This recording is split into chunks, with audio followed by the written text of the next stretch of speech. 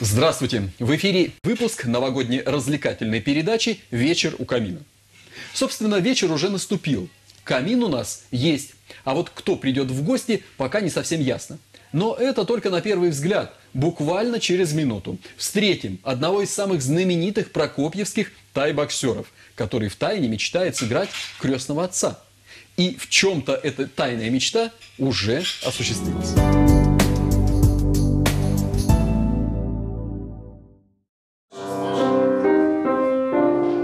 Это я помню вступление.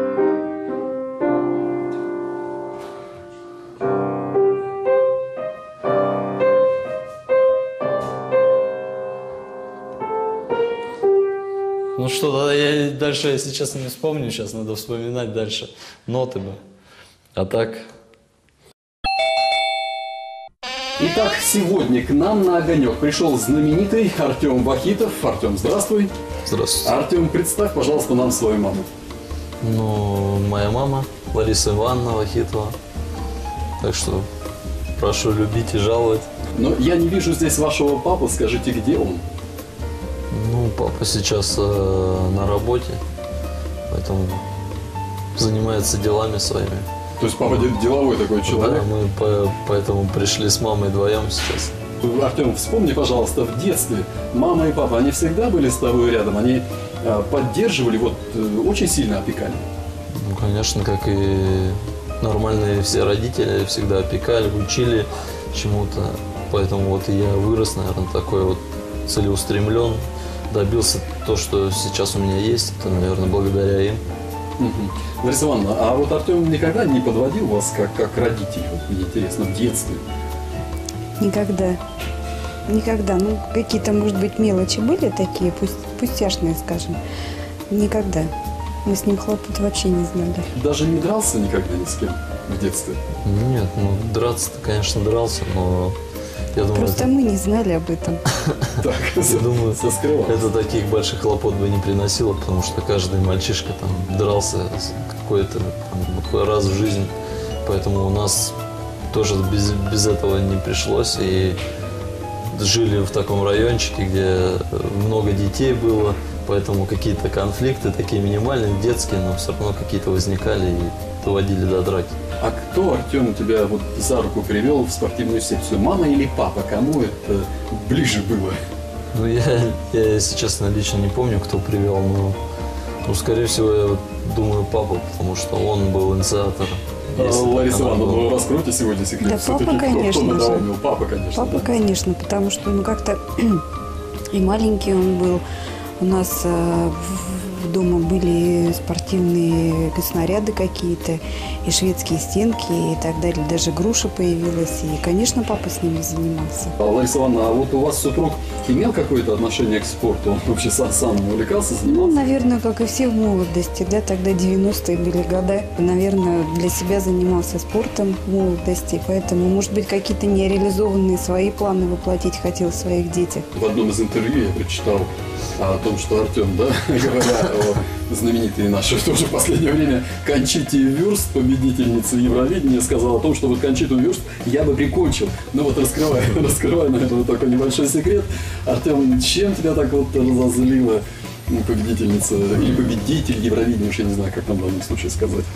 Знаете, меня ничем не разозлило, просто, ну, в шутку я сказал, что был вопрос, кого бы вы там, можно сказать, прикончили бы, да? Ну, я сказал из последних артистов, кого я просто вспомнил, вот так вот, кто мне как бы вызвал такие эмоции, что, ну, недоумение какое-то. И вот это, наверное, был последний исполнитель, который я помню, или исполнительница. Поэтому вот так вот в шутку я сказал. Ну-ну, давай потягаемся. Интересно, у кого удар правый круче. Но борода-то у меня точно побогаче будет. Вот так-то, Артем Олегович. Мне, если честно, все равно, что там в Европе там творится, какие у них вкусы. Но мне это неприемлемо, я такого не слушаю. Я не знаю случая, по крайней мере, я не слышал случаев, да, когда бы тебе приходилось проигрывать. А вот страха проиграть перед соперником у тебя нет? Страх проиграть? Ну, могу сказать, особого страха нет, потому что меня больше заполняют мысли о победе, о страхе перед тем, чтобы проиграть. В принципе, у меня нет. Есть, конечно, когда очень важные бои, когда там, когда боксируешь у себя на родине, там, или там в России международные соревнования проходят. Есть, конечно, это чувство, когда перед боем, что вот на тебя смотрит вся страна, там, болеет за тебя, надеется. Вот это чувство подвести только, наверное, родителей, друзей, родных. А страха, чтобы лично проиграть сопернику какого-то, получить удар какой-то, такого страха нет.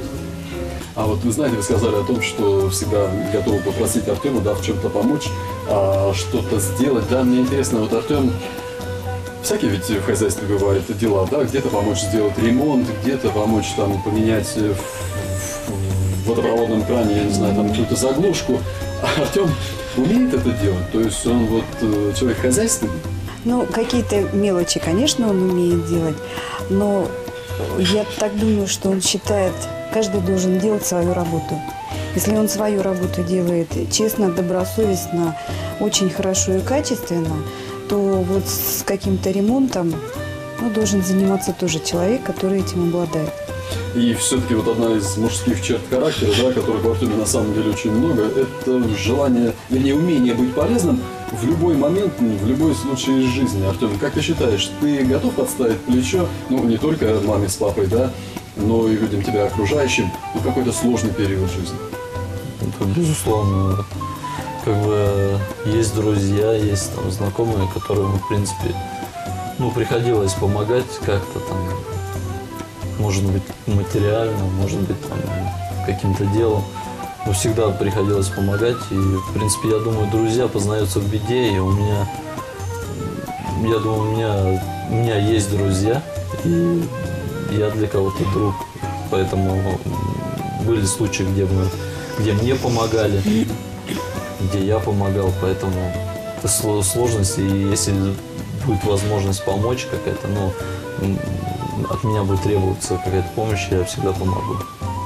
Лариса Ивановна, вот Артем уже поделился тем, что вот он чувствует на ринге, что его смотрят прокопчане, его смотрит, естественно, семья. Вы действительно вот болеете за каждый бой Артема или чтобы не переживать, вот уходите куда-то в другую комнату? За каждый. То есть любой бой, если он даже, допустим, не транслируется по телевидению, мы находим каким-то образом в интернете или как-то, мы всегда списываемся, мы всегда знаем практически, когда он выходит в ринг, когда он уже готовится. Примерно где-то уже просчитываем, что бой должен быть завершен, мы пишем смс и как-то общаемся. Но смотрим всегда. Первый его шаг в мировую известность, это вот Глория, какая там Тимона была? Я не помню, 9-я, кажется. 9-я, да, первый бой в Глории. Наверное, мы его очень ждали, очень переживали, потому что это было серьезно, это было впервые. Наверное, вот он больше всего и запомнил. Но он так быстро закончился.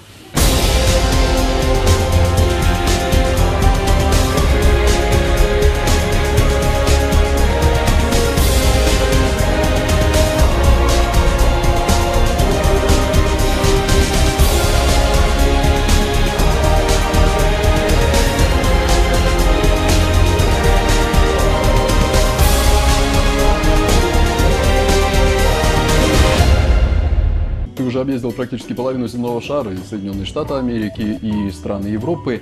С каким чувством ты возвращаешься в Прокопьевск? То есть вот молодой, неискушенный человек, да, если бы перед тобой стоял выбор остаться за рубежом, остаться в Европе, иметь вот там солидную работу, в том числе, может быть, и тренерскую работу, и остаться в Прокопьевске, какой выбор ты бы сделал? Вот я сейчас думаю одно. Лариса Ивановна, наверное, думает другое. Интересно, а что на это делать? Знаешь, такой вопрос, который, сейчас окончательно я не знаю его ответа, но сейчас, по крайней мере, мысли о том, что вот я, был несколько раз уже и там и в Америке, вроде все хорошо, все там прекрасно, ну, и уровень жизни отличный. И когда вот живешь, когда находишься там, если живешь здесь, да, находишься там, отдыхаешь, может быть, на соревнования поехал, там все хорошо, но буквально там через неделю уже вот это все, обстановка уже не та, уже хочется вернуть домой. Вспоминаешь прокопьевские там улицы, прокопьевские вот эти да, какие-то магазины друзей, там вот все вот это вспоминаешь, и хочется как бы возвращаться. Все равно здесь родина, все равно здесь и родители живут,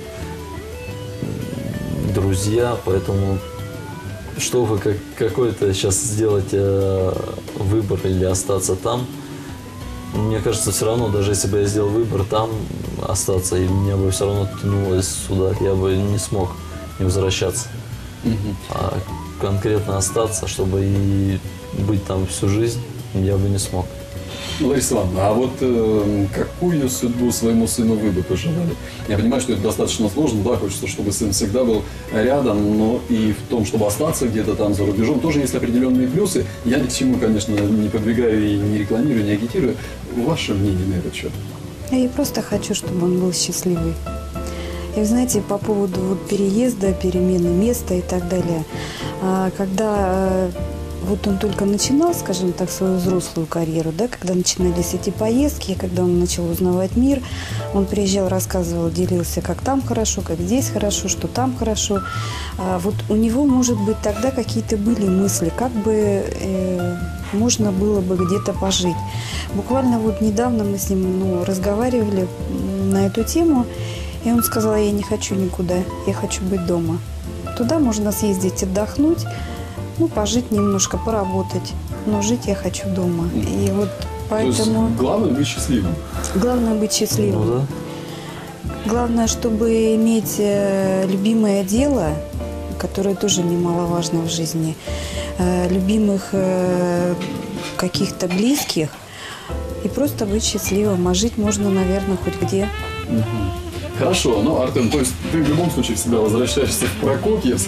А интересно, вот есть какой-то определенный, я не знаю, праздничный ритуал встречи сына дома? Как вы обычно его встречаете? Мы встречаем его, но, во-первых, мы всегда его провожаем. То есть вот когда бы он не улетал, когда бы он не уезжал куда-то, я стараюсь быть всегда дома, стараюсь его проводить. Были какие-то может быть, 2 случая за все это время, что получалось так, что он уезжал, меня не было дома. То есть я себя очень плохо чувствовала, я как-то мне что-то не хватало, то есть я ему не помахала рукой. То есть это обязательно, я его провожаю всегда. Ну а встречать стараюсь тоже, чтобы я была обязательно дома, и вкусно приготовить, и покушать. Кстати, потому что если говорить о кулинарных предпочтениях Артема, а вот у тебя какая-то особое пожелание к маме всегда, да? Какое-то особое коронное блюдо, которое готовит только мама? Уже, можно сказать, традиция такая, что готовится крабовый салат, потому что это мой любимый салат. И по приезду уже там этот салат стоит в холодильнике. А есть ли какие-то такие семейные традиции празднования Нового года в семье Вахитовых? Я не знаю, традиция это... конечно, все собираемся за стол. Это семейный праздник такой, где море красивых блюд. Мама старается приготовить там разнообразные блюда, красивые, не только вкусные, но и красиво украшенные, даже какие-то там декорации там присутствуют, и поэтому, в принципе, традиция, наверное, собираемся за столом, отмечаем Новый год, это все наша традиция, сбор вместе. Если позволите, пожелания прокопчанам в 2015 году. Всего доброго, светлого, чтобы все плохое осталось позади, и Новый год наступил с новыми исполнениями желаний. Удачи, здоровья, счастья. Я хочу пожелать копчанам, конечно же, здоровья, что немаловажно, это, наверное, самое главное. И ко всем присоединяюсь словам, сказанные своей мамой, и это же счастья, любви, здоровья. С Новым годом!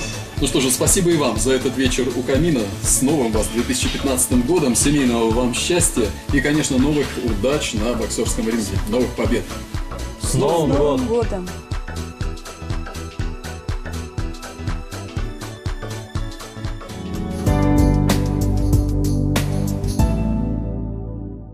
Гостей проводили. Но Новый год — это же время такое, ходим друг к другу в гости. Поэтому подложим в камин дров побольше, чтобы хватило подольше. Заходите в гости на 27 канал в 19:30. Сами все увидите. Пока.